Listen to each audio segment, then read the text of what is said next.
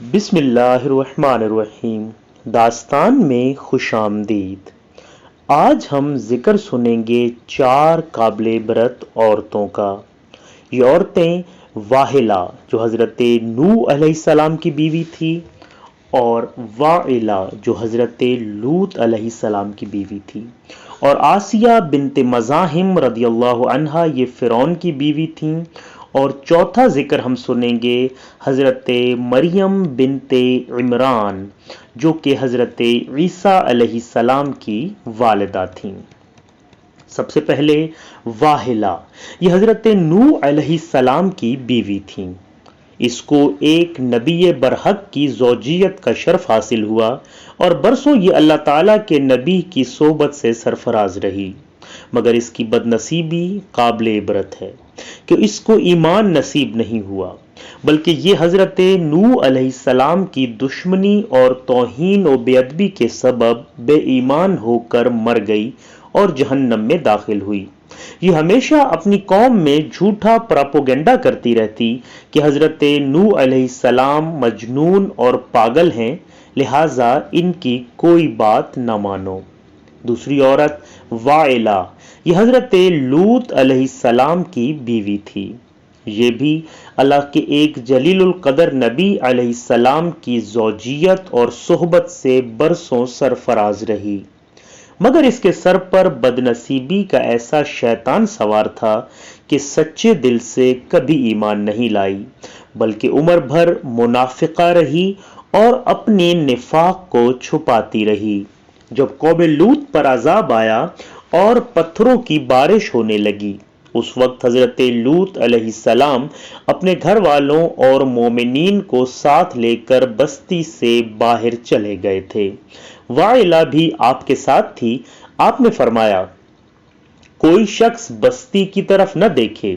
ورنہ وہ بھی عذاب میں مبتلا ہو جائے گا۔ چنانچہ آپ کے ساتھ والوں میں سے کسی نے بھی بستی کی طرف نہیں دیکھا اور سب عذاب سے محفوظ رہے،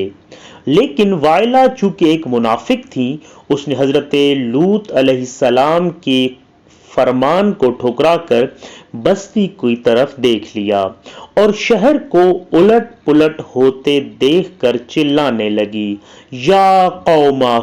ہائے میری قوم۔ یہ زبان سے نکلتے ہی ناگہاں عذاب کا ایک پتھر اس کو بھی لگا اور وہ بھی ہلاک ہو کر جہنم رسید ہو گئی۔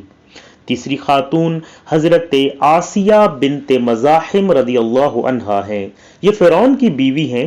فرعون تو حضرت موسیٰ علیہ السلام کا بدترین دشمن تھا، لیکن حضرت آسیہ نے جب جادوگروں کو حضرت موسیٰ علیہ السلام کے مقابلے میں مغلوب ہوتے دیکھ لیا تو فوراً ان کے دل میں ایمان کا نور چمک اٹھا اور وہ ایمان لے آئیں۔ جب فرعون کو خبر ہوئی تو اس ظالم نے ان پر بڑے بڑے عذاب کیے، بہت زیادہ زد و کوب کے بعد چومے کھا کر دیا، یعنی 4 کھونٹیاں گاڑ کر حضرت آسیہ علیہ رضی اللہ عنہا کے چاروں ہاتھوں پیروں میں لوہے کی میخیں ٹھوک کر چاروں کھونٹوں میں اس طرح جکڑ دیا کہ وہ ہل بھی نہیں سکتی تھیں، اور بھاری پتھر سینے پر رکھ کر دھوپ کی تپش میں ڈال دیا اور دانا پانی بند کر دیا، لیکن ان مصائب اور شدائد کے باوجود وہ اپنے ایمان پر قائم و دائم رہیں اور فرعون کے کفر سے اللہ کی پناہ اور جنت کی دعا مانگتی رہیں، اور اسی حالت میں ان کا خاتمہ بالخیر ہو گیا اور وہ جنت میں داخل ہو گئیں، اور ابن کیسان کا قول ہے کہ وہ زندہ ہی اٹھا کر جنت میں پہنچا دی گئیں۔ چوتھی خاتون حضرت مریم بنت عمران رضی اللہ عنہا، یہ حضرت عیسیٰ علیہ السلام کی والدہ ہیں۔ چونکہ حضرت عیسیٰ علیہ السلام ان کے شکم سے بغیر باپ کے پیدا ہوئے، اس لیے ان کی قوم نے طعن اور بدگوئیوں سے ان کو بڑی بڑی ایذائیں دیں،